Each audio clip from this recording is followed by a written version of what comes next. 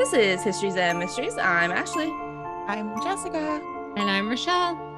And on this week's episode, we have a guest. Yay! Woo! Her name's Brittany, and she has ever so graciously agreed to come on the podcast. She has experienced a lot of spooky shit, so she's going to give us some real life stories, which we love. And you guys also may have noticed that Rochelle's here. Hi, guys. I couldn't miss this one. Yeah, we figured she had to come on this one since she works at the Haunted Walk, and we're sure she probably has some cool stories to share. So, yeah. But here's Brittany. Hi, Brittany. Hi, guys. Thanks so much for having me on. Yeah, thanks for coming on. We really appreciate it. Awesome. So you said you had a couple stories from like your childhood. So this has been going on for you for years. Oh yeah, for sure. When it kind of started when I was probably around 7 or 8 years old. Oh, wow. And kind of since then, it's kind of just been, I run into things here and there. I run into a lot of just weird feelings, energies, things like that. My grandma or my nana she's a very religious woman. And she used to talk about how I had a certain kind of heart that would draw in like the supernatural or things that were different. Oh, okay. And I didn't understand what that meant. I was just a little kid. But I think she was right, because it wasn't like it was, a one-time fluke thing. It was kind of like, this has followed me my whole life and has become a little bit of an expected pattern in some ways. So, yeah. So would you say, like, would you call yourself like a medium or like? Oh, I was just about to ask that. I would say I'm probably an empath. Okay. I'm really good at picking up like energies. Like I can walk into someone's house and tell you whether or not I'll be comfortable or not, or if I feel like something's up or like even the vibe is weird. That's one of the reasons why it was such a hard time for my husband and I to find a house, because we'd find one we loved and I walk in and go, nope. Oh yeah. I'm very much the same way as you. Oh yeah. I very literally, so. I'll never forget, we walked into one and I felt like sick to my stomach, but I went upstairs and I was by myself and I felt like multiple people were watching me. Ew. And thank you. No, and he was downstairs talking to the realtor and I was like, so this is not an option anymore. Yeah. And so he finally gave up and goes, just find us a house and I'll pay for it. So so I just bought a house and I would like you to tour it for me, please. Yeah, for real. I've had my friends before be like, I actually want you to come over and tell me, but I don't want to know. Yeah. So most of the time, most of the time, if I walk in somewhere and I don't say anything, odds are it's fine. It's a spider. Oh, that's not a good way to start this. I just had a spider fall on my face earlier today. It was horrifying. It was traumatizing. No. Trying to relax in the pool and a giant spider flew onto my face. Oh gosh. Ew. Speaking of other cringy things, ghosts and spiders. Oh, right. Yep. Oh gosh. So I would say my first thing that ever happened to me when I was little was my mother was in a horrible accident. And it actually happened in our backyard. And she basically ended up completely damaging her finger, and it was caught into a ladder that had disengaged and collapsed. And it was the middle of the night. So basically what had happened was we were in the middle of getting our roof retiled. They said they were going to come back the next day to finish. The problem was it started raining that night and my dad woke up because something hit him on the face. It was water. So he went outside and was trying to put bricks on top of the roof. It's a single-story home just to get us through the night so it wouldn't leak. And of course, my mom woke up and she went out to go follow him. It's pouring rain. It's like a full-blown storm. And she goes, if we work together, this will get done faster. And on her last trip up the ladder, the wind blew, and the way that she was standing made the ladder start to go backwards. Oh gosh. And had she have fallen, she would have landed on the pile of bricks. Oh God. So my dad jumped off the roof and grab the ladder. But as soon as he did, it was one of those long, like industrial ladders that slammed together. Yeah. And it did. And it caught her middle finger. Oh. And she actually hung from the ladder by her finger. Oh no. Yeah. So it was horrible. Basically, the entire neighborhood woke up to my mom screaming her lungs out, obviously. Yeah. Everyone's calling 911, an ambulance comes and everything. And it was horrible. But little did I know that night was a very different experience for me. I had been having a hard time sleeping. It might have been the storm. I don't really remember. But I remember all of a sudden feeling like I could hear someone in the hallway. And my door was open and I looked to it and there was almost like this soft glowing figure in my doorway. And I was terrified. I'm 7 years old. Yeah. And so I threw my blanket over my head and I remember like counting to 10 and then looking up again. Oh, you're brave. And the thing was standing next to me. Oh God. No. And so I remember pulling myself into a ball and then I felt hands over my ears, like they were covering my ears. And then all of a sudden it stopped. And when I opened my eyes, it was in the hallway again and it went into my sister's room. And then it came back out, stood in the hallway, looked back at me, and it was gone. Was it protecting you from your mom's scream? Neither my sister or I woke up that entire night, but the entire block did. Wow. Oh, I got chills. I have chills. And so I woke up the next morning and my grandfather was at the house and he had told me that something happened and my mom was in the hospital. And I told him, I didn't hear anything. I had no idea. And they tried to figure out what's going on. And I said, I think someone came to my room last night. And I explained it to them. And, again, I grew up in a very religious family. And they were all saying, oh, maybe a guardian angel came and protected you. Because I know had my sister and I gone out there and seen how bad it was, because there was blood everywhere. It was horrific. That it really would have messed us up. Yeah. So it was that was my very first experience of anything like that. That's so crazy. Ew. Yeah, it's both comforting and scary. Yeah. Yes. Because it's like, I don't know what the hell is going on. But at the same time, I'm able to look back in hindsight and go, that probably changed everything as far as how that went for my parents too. Because that would have been awful for my parents to have had to take care of us. As well. Yeah. Do you think that entity, whatever it was, have you seen it again? Has it followed you throughout life, or was it a one-time thing? I could have sworn I saw it once again when I was a teenager, but I've always been one of those people too, where I'm a skeptic about just thinking, oh, maybe this isn't my mind playing a trick on me.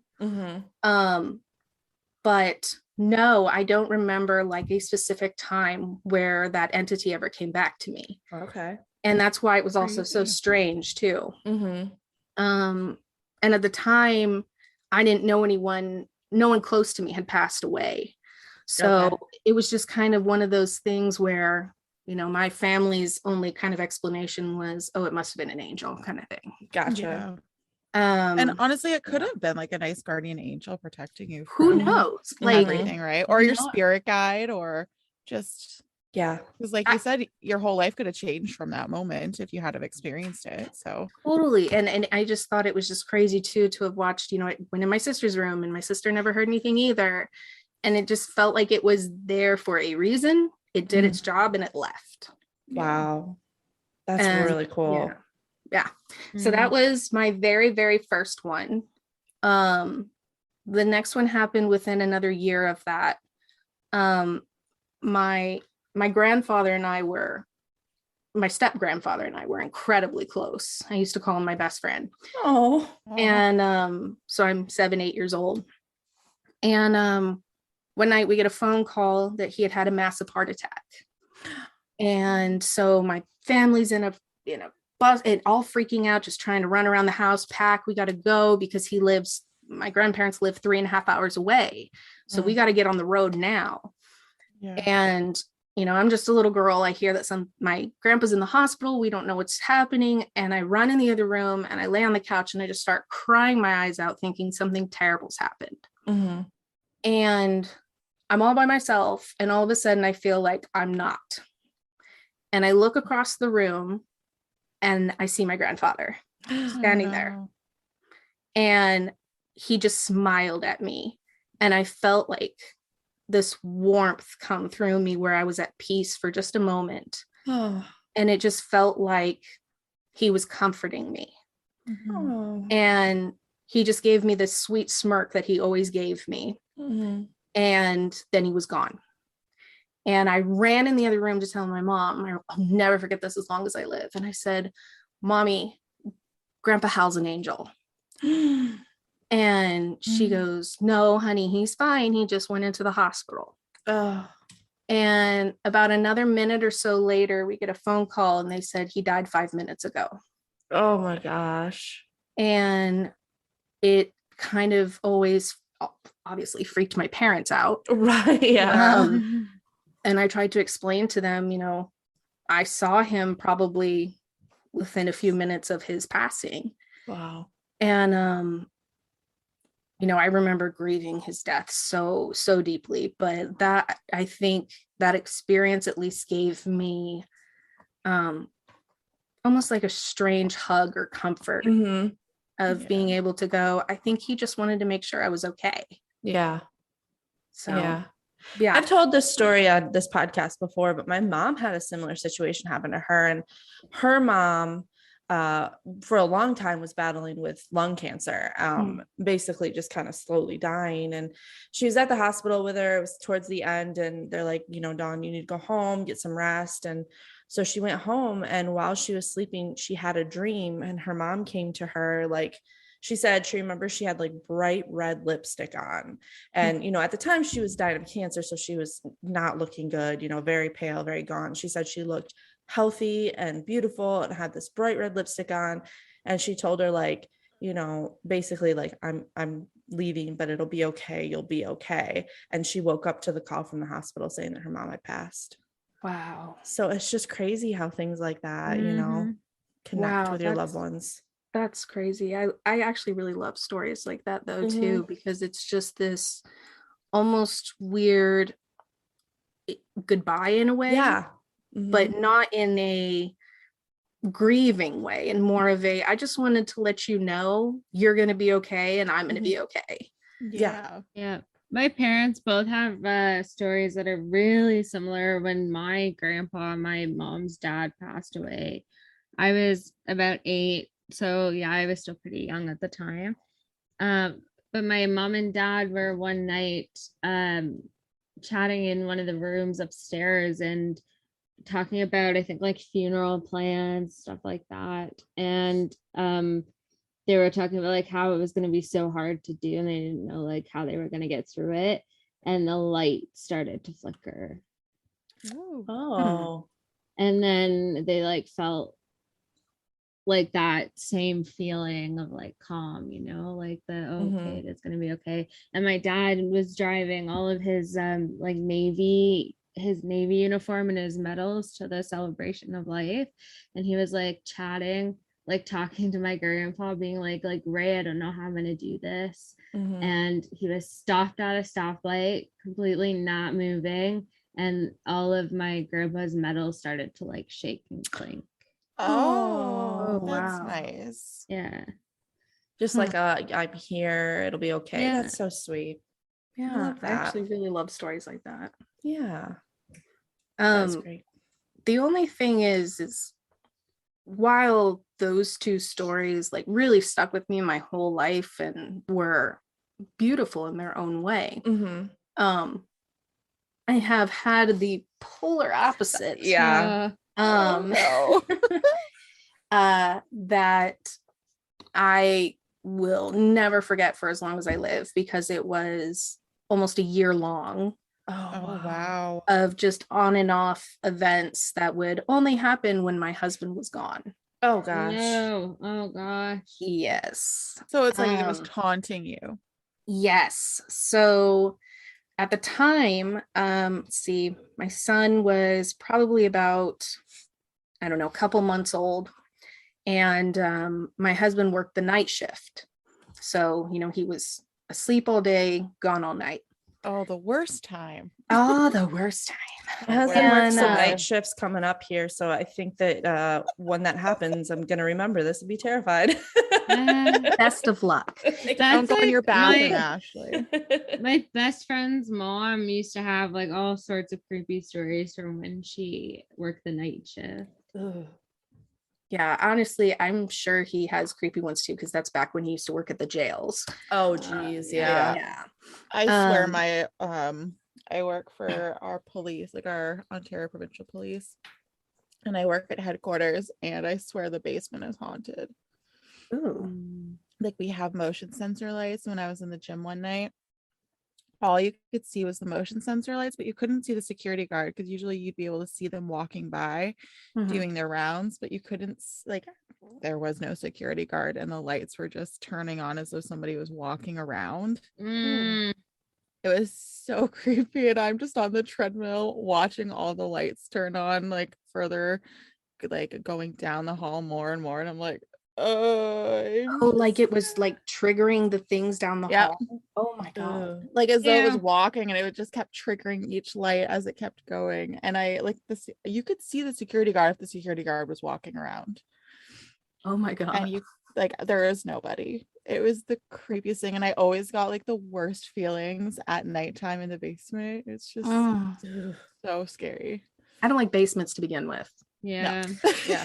Not a fan. Yeah. And we're like this big concrete building, so it's just even creepier, and it's Just just eerie. There's like Yeah. so many stories from the haunted walk that involve basements. Oh no, our new house has a basement. Oh, okay. Well, no. seal it off. Oh.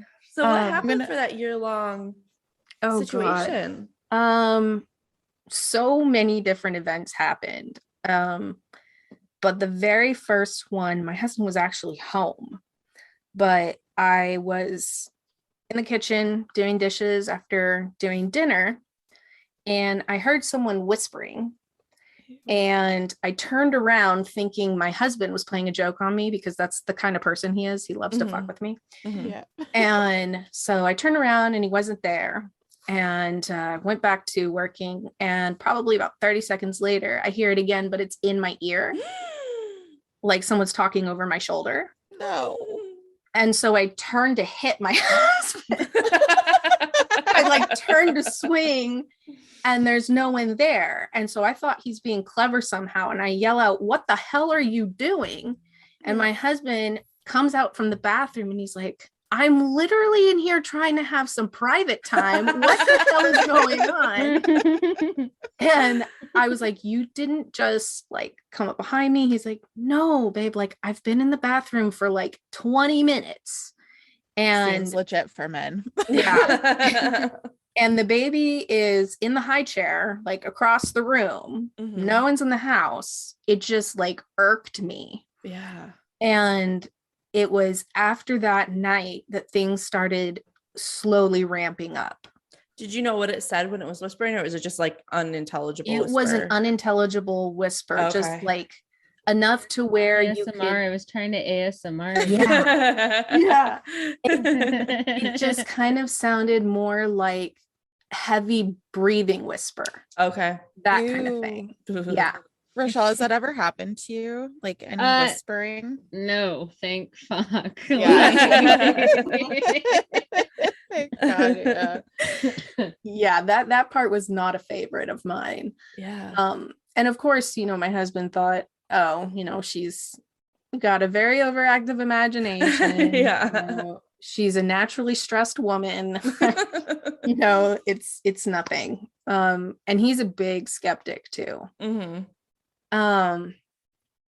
But I tried to very gently explain to him as the months went on that something is in the apartment and it is Yeah. making me uncomfortable.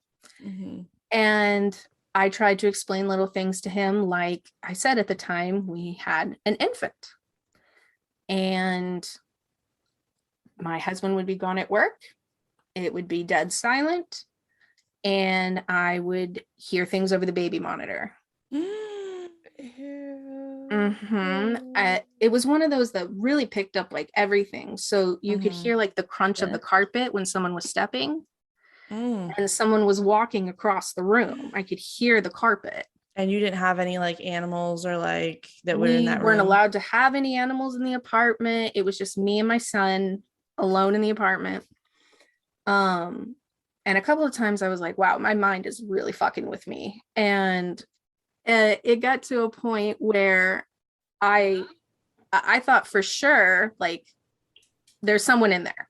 Yeah. And I go in there because I finally start to hear my kid stir and he sounds like he's upset. And I, go in to check on him. Of course, there's nothing there. That's how you know it's real. As soon as the kid starts getting upset about So yeah. Yes, it was me and him that were the ones that were affected by whatever this thing was.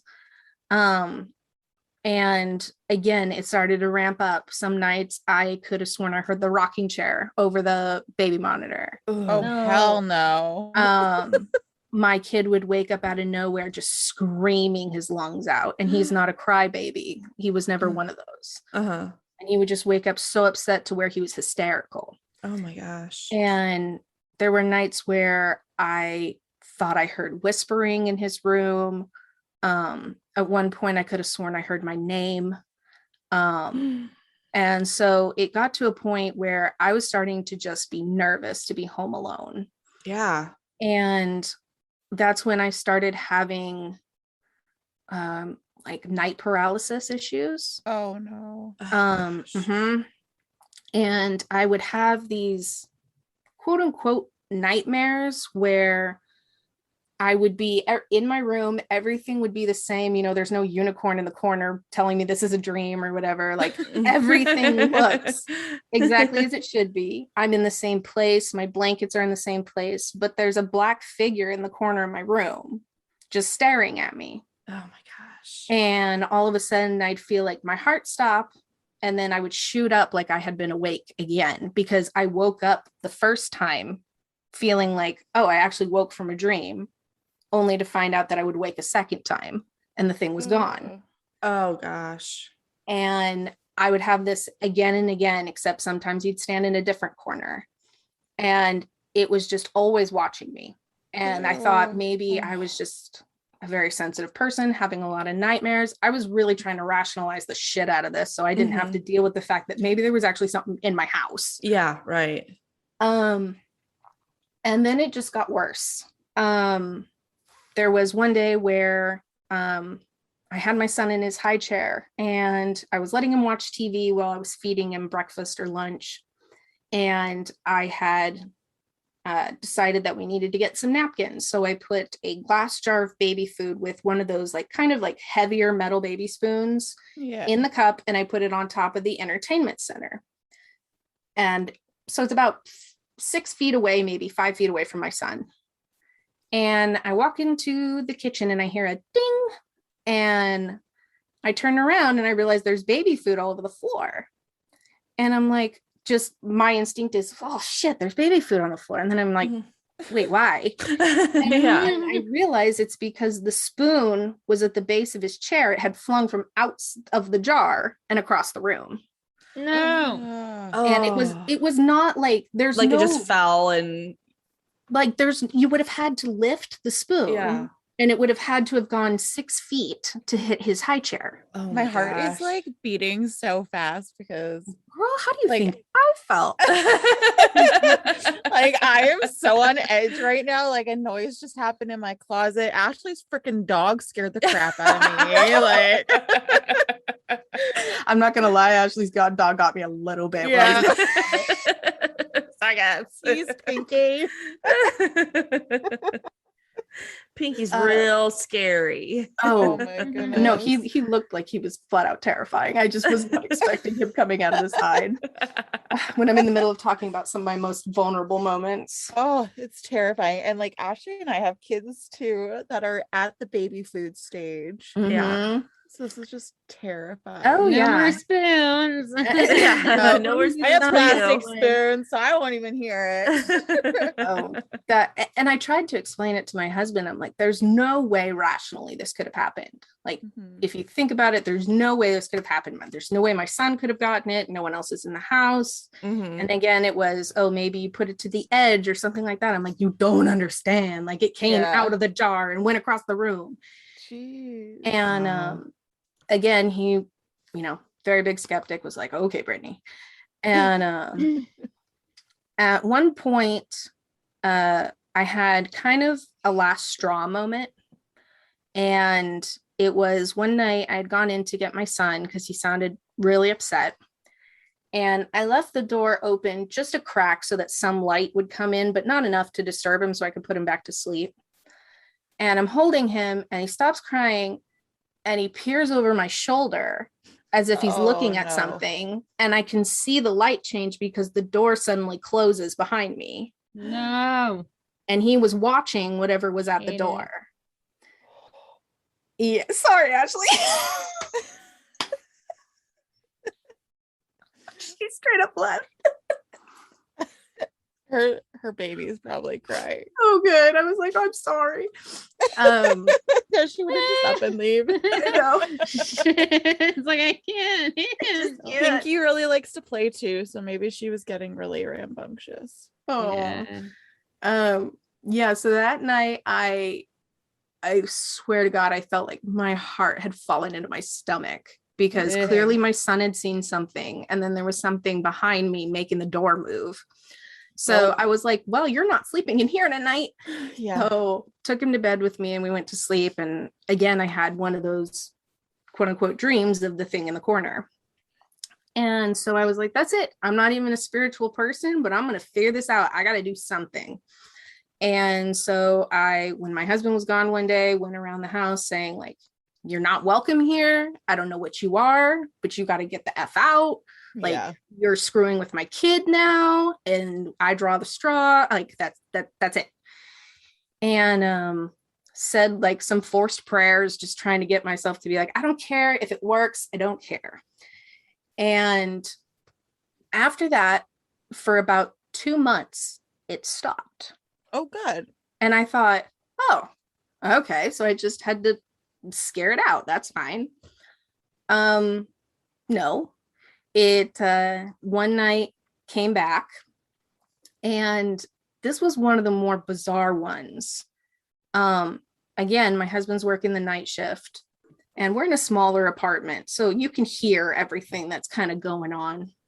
And in the middle of the night, I hear the front door unlatch and open, Ew. and then no lights come on, but then I hear the door close and what sounds like either footsteps or putting down a bag or something. It sounded like someone had definitely come into the house. Mm. I called out to my husband thinking he got home early, and no one answered. And when I go and look, nothing's moved. No one's there. I call my husband just to see again, are you fucking with me for some reason? And he's like, I'm at work. I can't talk to you about you're crazy right now. But I knew that night, I was like, it's back. Like, I didn't know what brought it back. There had been like a lot of tension in my life at that time. I don't know if it just kind of made it feel like it was welcome again. I don't know. I just had a really creepy image come into my brain that like this thing came inside with a bag, like Yeah. a little suitcase or a bag, and like, oh, And like, I'm bitch, I moved back. in. Like, Yeah. Back from his vacation. Yes. and it was so eerie. It made me so uncomfortable. And I kept trying to convince my husband, I'm like, I'm straight up not crazy. I swear, like something is really bad here. And it wasn't until one night I finally got the balls to talk to it. It was the first time I'd ever straight up like talked to it besides telling it to get out. And I was sitting in the family room, and I remember I was just ready to shit myself the entire time. I was so scared. I bet. Ashley. And my husband's not home. I'm all by myself, and I start talking to it. And I was like, if you're here, let me know. And I would repeat it maybe every few seconds just because I was waiting to get anything. And finally, I hear a tapping on the wall. And I said, was that you? And it tapped again. No. And I was like, Ew. my whole body like went into like this coiled, like, okay, this is where I die kind of. Yes. And Horrible. and I finally asked, are you the one who's been screwing with my kid? Because it just made me like angry all of a sudden. Because and all of a sudden I hear 2 bangs on the wall right next to me. Oh. And it was answering, yeah, I'm the one that's been fucking with your kid. And as soon as that happened, I literally stood up and I went, nope, fuck this. I'm out. I'm done. I don't want to talk to you anymore. And again, it was more of like, I think all that did was bring it back even more. And so again, it was creating issues for my kid while he was sleeping. I could tell he was always looking and seeing something in the corner or something that I couldn't see. No, thank you. Yeah, he would just stop and kind of like look around me like someone's trying to get his attention, and did not make me feel comfortable at all. Yeah. So finally got to a point where I told my husband, I was like, listen, we've been looking to move to a house. Let's just do it. I don't want to be here anymore. Mm-hmm. And he's like, all right, well, we were looking to get out of here anyway. And towards the end, one of my creepiest moments that I had that actually brought me to tears. My husband was in the other room on the computer, and I decided to go to bed early. And I was laying in bed, and all of a sudden I feel weight on the other side of the bed sit down. And so I was like, and I'm turned the other way. So I'm thinking my husband came to bed. And then I turn and there's no one there. And I'm like, okay, that's weird. I turn back around, and then all of a sudden I can feel a whole body lay next to me. And I just straight up threw myself out of the bed and ran into the other room, shaking and sobbing, telling him something crawled into the bed with me. Yeah.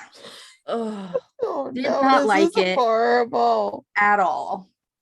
And then we had 2 more instances before we moved out. One, I was in the shower one night, and I wasn't even in bed, and I had turned, and for a brief moment, the thing was in the doorway watching me in the shower. No. And I remember I screamed, and then when I turned back around, it was gone. And I was like, okay, this thing is actually getting like aggressive now. yeah. Like, Yeah. I'm not comfortable at all. And again, my husband thought I had been bananas, and we were getting ready to finally move. And one night he had been home from the night shift, so he took care of the baby when he woke up in the middle of the night. But when I got up that morning, my husband wasn't in bed, and I went out into the family room, and he's asleep with the baby on the couch, which is weird for him to do. And so I was like, are you okay? And he goes, I could not in good conscience put the baby back in his room last night. And I said, why is that? And he goes, I'm starting to think you're not as crazy as I thought you were. Oh no. And I went, please tell me more. And he goes, well, the baby started crying in the middle of the night. So I went to go check on him, and I picked him up. I was kind of walking him around the room, and he goes, there's no light in the room. Like there's no like night light. There's no street light coming in. Everything's closed and dark. And so nothing can reflect light. And all of a sudden he says he looks up, and this mass grows in like the corner of the room up on the ceiling. And he looked at it, and he's like, what the fuck is that? And all of a sudden it shoots across the ceiling and then disappears. And my husband is a scientific person. So Mhm. he's looking around like, where could even light have been reflected from? Yeah. Because he was already in the dark and this thing was darker than the dark around him. And so he goes, oh, okay, well, that fucked with me. And the baby's gonna sleep in here, we're done. And so he goes, so we sat up till about 4 a.m. watching Mickey Mouse Clubhouse because I could not go back to sleep. The Mickey Mouse Clubhouse, very safe to watch. It's when you're very scared. safe there. And so that was his one experience. And as we were getting ready to leave, I was the very last person in the apartment that day. And before I locked it, I stood in the doorway and I said, I don't know who the fuck you are.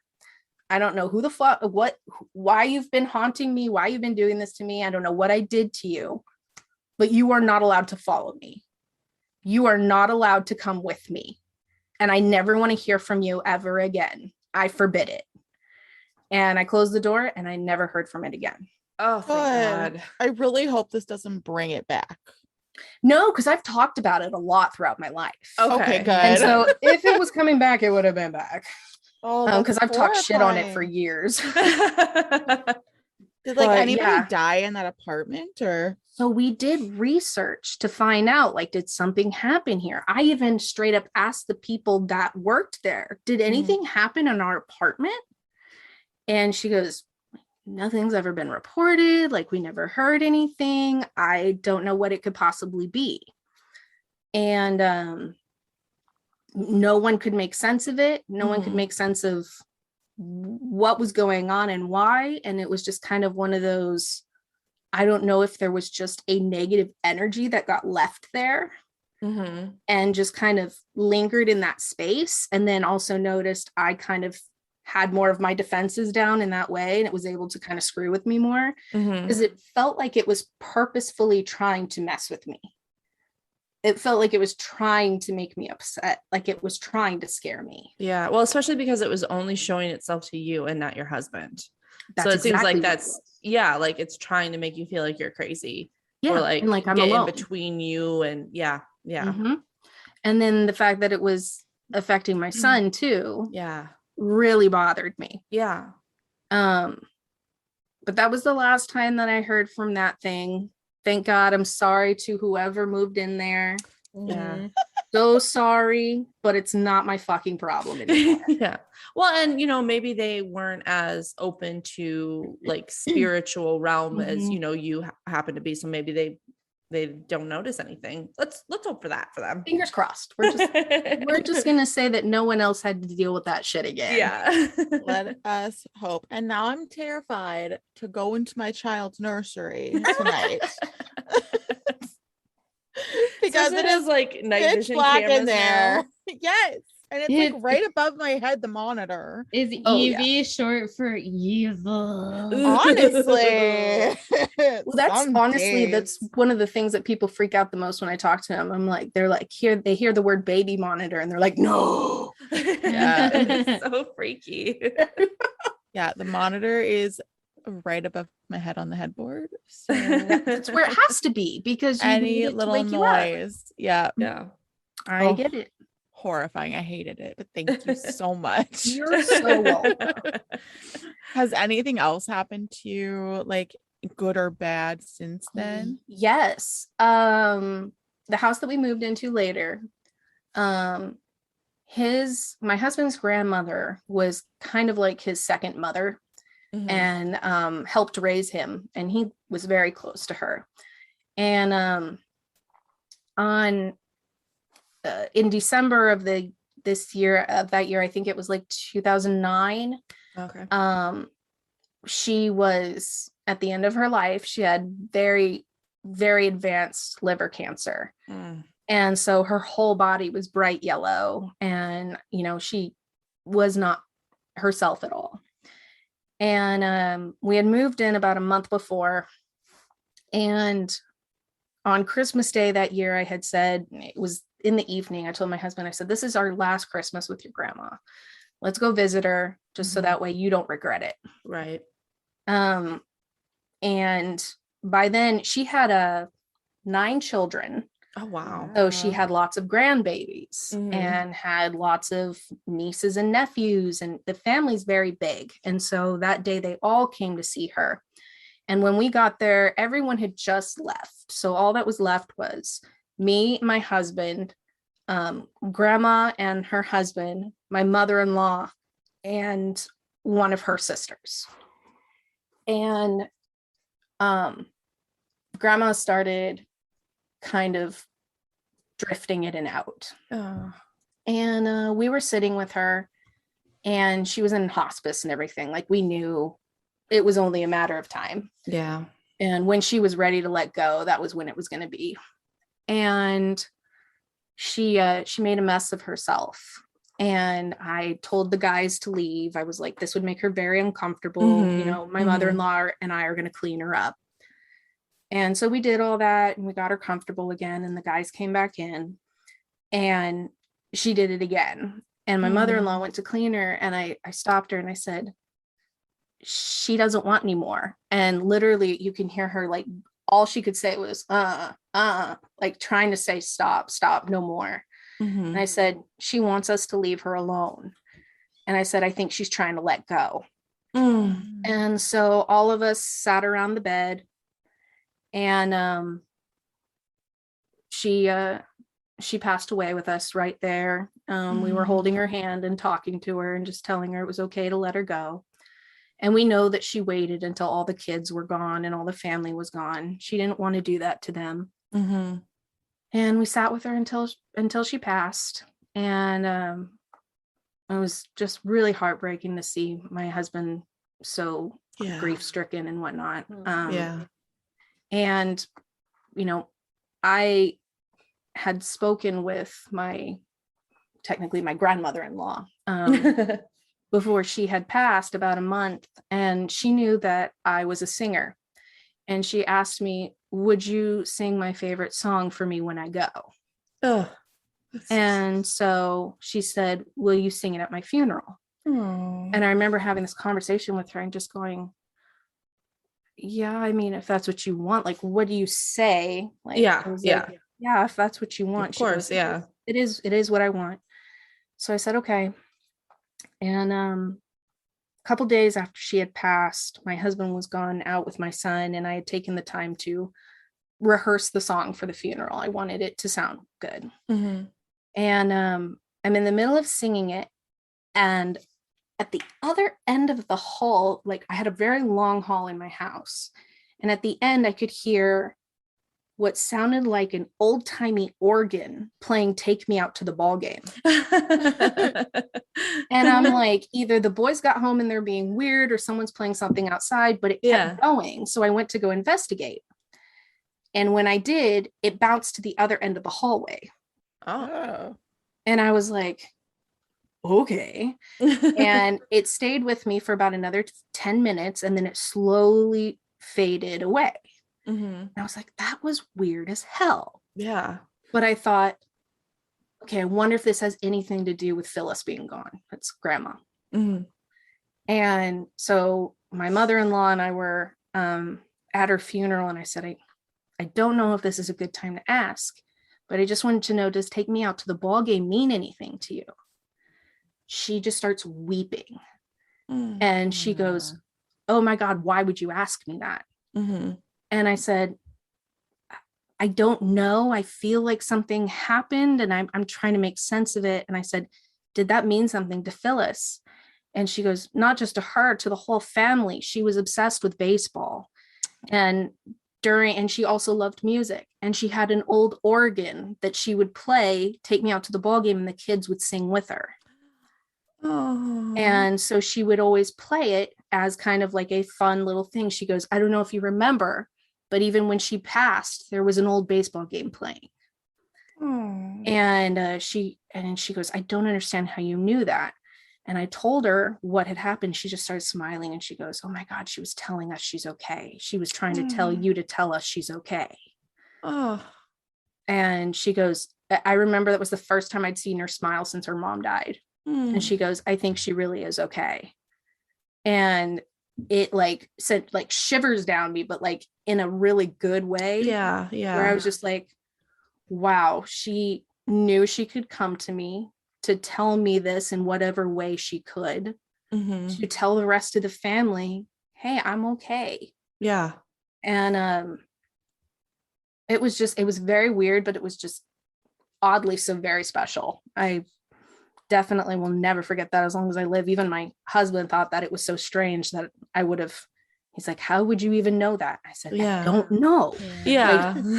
Even the fact that it sounded like the old organ was what was so funny too. It sounded like kind of what you'd imagine the old black and white videos kind of sounding like. Yeah. And yeah, it was really interesting, especially since I had no idea what that would have meant to her. That's incredible. Yeah. Yeah. The only other one that I can think of that it was very brief, but it sits with me poorly to this day. Mhm. My son couldn't have been more than 2. And my I come into the room and my son said that there was a man, and he explained what he looked like. He said he's not very tall, he's kind of bald, and he has a little bit of a belly, and he was like explaining it, and he explained my grandfather, Oh, geez. not the one that I had seen. This grandfather I technically have disowned as my grandfather because of the horrible things that he's done in his life before he died. Okay. I think he was a monster of a human, and Mhm. I'm ashamed that he was my blood. Gotcha. He also was responsible for hurting me when I was a child. I'm so sorry. Yeah. And so I never had any pictures of him. Mhm. I never had any like memorabilia of him. I wanted to erase him from my life. I'm sure you never spoke of him. Like, Never. yeah. And he goes, he said he's sorry. Oh. And I said, who said he's sorry? He goes, the man. He said he was sorry. Yeah. And I said, okay, that's strange. And he goes, and he smelled like bubble gum, which is what my grandfather always chewed, was pink, bubblicious bubble gum. And I remember asking him, do you see him anymore? Like, Yeah. is he visiting? What is this? He goes, no, I just saw him like a little bit ago when I was playing. And he said he never saw him again. But it was just this strange moment of him being able to know something he could not have possibly known. Yeah. Because he spent a lot of time with my parents, but my mother, again, had nothing to do with him either. Mhm. So there's no way he could have described him, told anything about him, or even the fact that he was saying, I'm sorry. Well, and that would make me sit poorly with me as well, because why are you coming to my son? That's what bothered me. Yeah. It was because he took advantage of me when I was a child. Mm, The idea of him being in my son's room yeah. or even coming to him, like it would have deeply upset me had he come to me, obviously. Right. But I didn't like that. In a way, I was like, I feel like he's still a predator even when he's gone. Yeah. So that never sat with me well. And I remember sitting there that night and going, I don't know if you can hear me, but fuck your sorries. Good for you. And I never heard from him again. My son never talked about him again. I brought it up like a couple months later, being like, did you see this person? He is like 3 years old. He doesn't even remember what he ate for lunch. Right. Like, Yeah. so he's like, who? But, it just, it always kind of worried me, like, oh my God, what if he picks up on stuff that I do? Yeah. And it's made me uneasy throughout certain parts of my life. Mm-hmm. And as much as like, yeah, I've had some good experiences, I've had a lot of negative ones too. I had even negative ones as a teenager. And it was just kind of one of those things where I was more angry that he chose to go to my son than anything else. Yeah.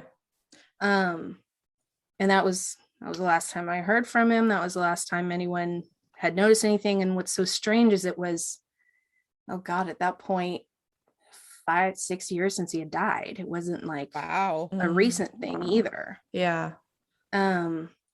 So I have no idea. I just remember being so angry, and I flat out was like, I don't care if you're listening. Fuck your sorries. Fuck you. And I hope you're miserable wherever you are. Yeah. And a part of me was like, watch this come back to bite me in the ass. But it didn't. And I, in a way, feel like it was finally my last say of things. Yeah. Yeah. Like, and you're done. Have you noticed anything more in your son? No, he went through a phase that I did of having like a lot of really vivid nightmares as a child. Me too. But like I had such horrific, I still remember nightmares I had from when I was like 5 years old because they were so horrifically dark and scary. Wow. And I was raised in a Pentecostal Christian home. There was nothing dark ever exposed. So something in my brain was creating this, and I didn't know where I got it from. I've definitely had a few run-ins with people that actually scared me to my bones just being around them. Oh geez. I had one incident where I was working at what used to be Long's Drugs before it was CVS. Oh, okay. And I remember I was working right before it was closing, and this guy walked in, and there's just me on the floor, and I think I have a manager in the back. And he walks in and he looks at me, and all of a sudden I feel like my stomach drop out of nowhere, because I'm a people person. Like when people come in, I'm like, hi, and I have my customer service voice. Yeah. And I immediately am like, oh. And it was just kind of a weird feeling. And then I go in the back aisle and I'm organizing stuff, and he walks behind me, and I feel my whole body shake, and I almost vomit. Oh. And I could just feel like something is like dark, heavy, like to the point where I was shaking, like I was terrified. And I had to literally run into the back and keep myself in there until he left the store. Oh, wow. Because I just didn't know what it was, but something was telling me this is not a person you want to be around. Yeah. And I've only experienced that like twice in my whole life. And it is one of the most like bone chilling feeling to like all of a sudden go, I feel like I'm in danger standing next to this person. Yeah. And I don't even know why. And he gave me the weirdest smirk as he left. Yeah. And I was like, okay, well, I survived it, but that was terrifying. Yeah. Yeah. And oh no, there was one other good one from when I was a kid. I don't really think about this one this often. I don't know why. Maybe the less traumatizing ones don't stay as much. But oh God, I couldn't have been more than like first grade or something like that. And we at the time my uncle lived, he was homeless, and he lived in downtown San Diego. And we had gone down there to, give him some food and, just say hello. And as we're driving back, there's this long row of homeless people. Like it's just, you can just tell that all of these people have just had the worst lives, and they're just stuck on the side of the road. And I'm 6 years old. I don't understand what this means or why. And we're stuck at a light, and there's this one man who looks so sad. Like I just remember staring at him and just thinking, he looks so sad. And all of a sudden I see someone kind of like, and this is the middle of the day, someone almost like almost appear next to him, but in this faded way. And it put its hand on this man's shoulder, and he sat up like this. And then all of a sudden I saw him smile. And I realized whoever he had been crying for was there with him. Oh. Because the instant I saw the hand, he went, and I saw him smile, and I told my mom, I said, Mom, I think there's another angel out there. And, she's listening to her 6-year-old daughter, like, oh yeah, there are angels everywhere. Yeah. But you could tell like he was just as taken back by it, and like even looked, and there was no one there. You could tell he couldn't see anybody. Wow. So it's like little things. Like if Yeah. I had not been paying attention, I wouldn't have noticed them. Mm-hmm. But yeah, it's been an interesting life. It And sounds like it. we actually had to buy our home that I'm in right now sight unseen. So Oh, gosh. man. I had every fear in the world. Yeah. And I was going to walk into this house and go, so I sleep in the backyard or something. I can't be Make a here. tree house. Yeah. No, clearly I'm making somewhere else my home. And I walked in and the air was light. Oh, And good. it felt like I could take really clear breaths. And I was like, oh, we're okay here. Like Oh, I could feel good. that. Yeah. Because I've had the opposite where I Right. walked in. I don't know if you guys want another like dark one. Sure. Yeah. We're talking like not just like creepy, but more of like kind of goes into like my dark childhood and stuff like that. I mean, if you're comfortable sharing that. Yeah. Yeah, I am. Okay. Yeah. So when I told you like my grandfather, he horrible human being. Mm-hmm. And I had blocked out of my memory what had happened. Mm-hmm. And so I lost about 1.5 years of my life. Oh, wow. And I didn't understand why. And it was actually the same year I was diagnosed with depression when I was only 9 years old. Oh my And, goodness, I'm sorry. You know what? There's darkness in all our lives and we just do the best we can to live with it. And, you know, eventually my mother cut him out of our lives. It took way too long. And he died when I was 16 years old. And my mother inherited his house as her estate. Okay. And so the brothers got stuff divvied up. He was a very wealthy man, and he got it by conning, and he was a shit human being. Yeah. But he had money, he had the business and the house, and it got divided between the 3 kids. One got money, one got the business, one got the house. And so my mother's responsibility was to go to the house to go through everything so we could have an estate sale, get it all cleaned up, and sell the house. Well, this is also my mother's childhood home where he abused her. So, you know, there's a lot of stuff that's coming up for her while being there. Mm-hmm. And at the time, I knew that I was super uncomfortable being in the home, but I didn't really remember why. Okay. And my mother was just so distraught over everything, and to the point where she would wake up in the middle of the night screaming because her dad's death had re-triggered everything that had happened to her as a kid. And so she told me, you know, I just need your help. Like, if you'll just go with me. And I was like, yeah, okay. I really don't want to be anywhere near this man's shit, but whatever. And we went, and it was just the 2 of us. And at one point she goes, let's walk back towards the bedroom where all of his stuff was. And I froze, like when we got to a certain part of the hallway, and it felt like I was going to vomit.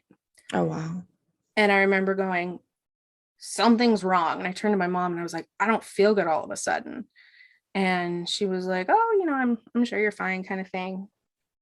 And the closer I got, the dizzier I got and the sicker I felt. And I remember when we were kids, we were told that room was off limits.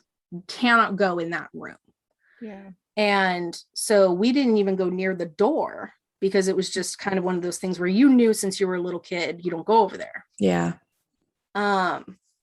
And it was the very first time that when I walked into that room, I had my first flash of memory of something that had happened.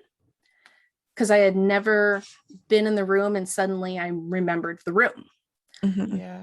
And I was just trying to grapple with whatever was going on because I didn't understand like why my brain was doing what it was.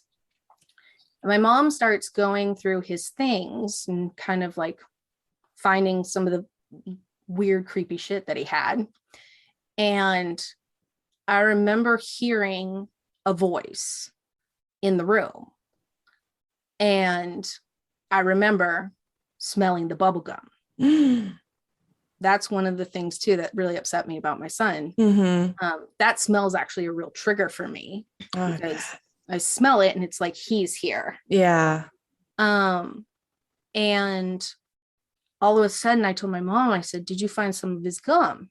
She goes, no, why? I said, I smell his gum. And she goes, no, like that, you're probably just having weird memories. Mm-hmm. And I started, he loved karaoke. And because he's a narcissist, he loved to perform, he loved to do all that. Sure. And his favorite song to sing was Bad Bad Leroy Brown.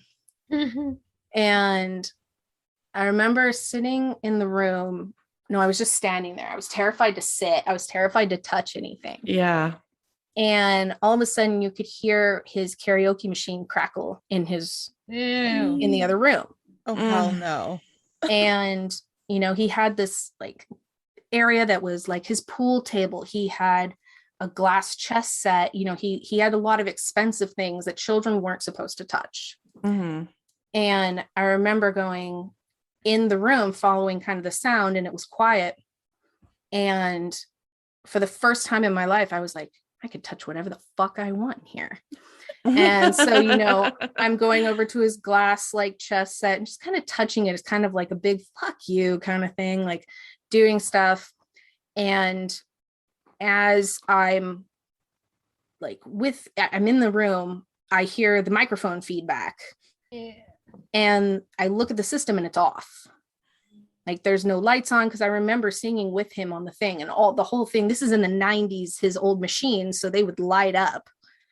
And, you know, I started hearing like a weird crackle, and I go over to the microphone to check, and the thing says it's off and whatnot. I'm like, that's really weird. And I go back to kind of like just touching things that I knew I wasn't supposed to touch and going through. And one of the pool table balls goes across the table and slams into the side. Like he was telling me to fucking stop. Yeah. And I was like, nope, that was enough for me. And I had to stomach the rest of the time that I was sitting there with my mom. And I didn't want to tell her these things because, again, she was so religious. She probably would have freaked out and told me that I'd been attracting some kind of demon or some, I don't know. And crazy shit. So I just kind of had to deal with it. I also didn't want to stress her with what she was dealing with. But that was the last interaction I had with him before what happened with my son. So it was just kind of like this really weird, almost cycle of things kind of coming back again. Mm-hmm.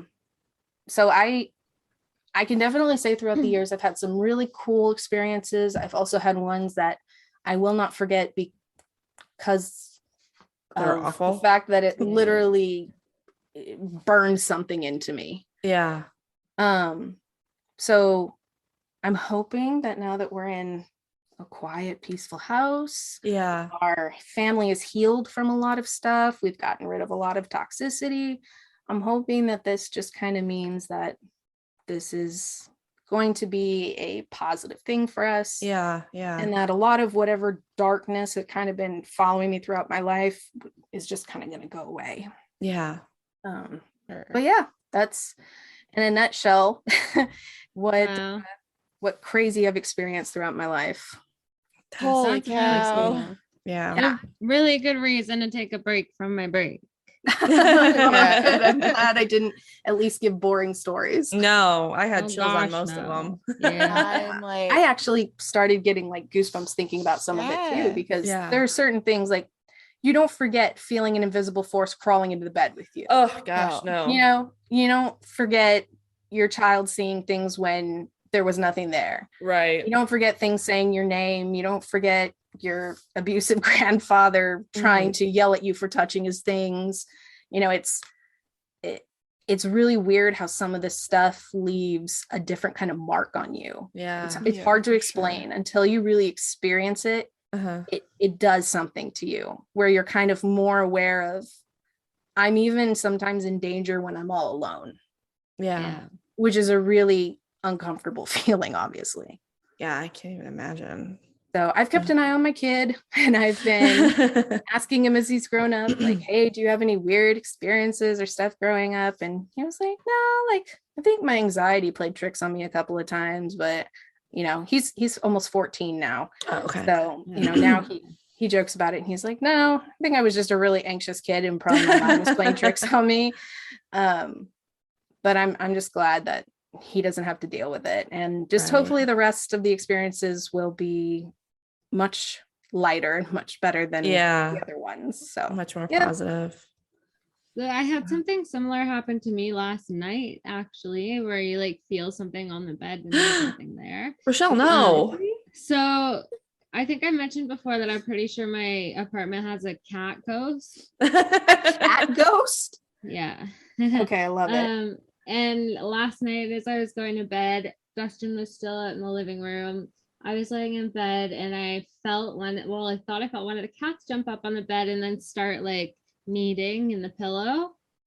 And so I was like, oh, Finn's here. And I turn around and there was no one there. No cat there. I had that happen a few weeks ago. Really? It felt like a cat as well. And then I like thought Iris was there on the bed with me and I looked up and she wasn't there. But like I very distinctly felt a cat jump up into the bed and just like walk across the bed towards us. That's so weird. I made the joke to myself that it was our cat that had died because he always came into bed with us when we went to sleep. Aww. Probably was. That's really sweet though.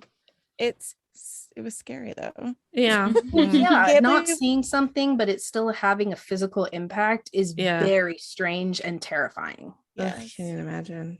Like Rochelle, it doesn't matter how many times you experience it. Yeah.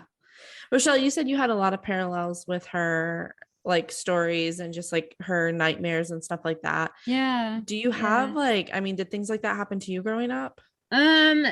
Yeah, so I used to have really bad night terrors and fever hallucinations when I was young. And so I would just have like a lot of really weird things happen. And that's how my like fear of the tooth fairies spawned. So Brittany, we talked about this on one of our past podcasts that Rochelle has been and still is terrified of the tooth fairy as well as mascots. I wouldn't say mascots too. Mascots. Yeah, but when she was little, she was terrified of the tooth fairy. So go ahead and talk about that, Rochelle. I had a dream that was very real, that the tooth fairy was this like grotesque orange lady with a big nose, and she like took a nap on my bed without asking. And yeah, I just really didn't like the idea that somebody would come into my room and stick their hand under my pillow while I was sleeping without my permission. Yeah. But yeah, so I would have these night terrors in which I would like, some of them would be like I would just hear music and I'd yell to like turn the music off, and my mom was always like, there's no fucking music here, like and then another one was I would feel like I was like out in the middle of the ocean and it was just like waves around me, and I would like call for my mom, and she'd be there the whole time, but like I couldn't see her at all. It was like super scary. Oh yeah, that would be scary. I also still get sleep paralysis quite often. Ugh. Which is not fun.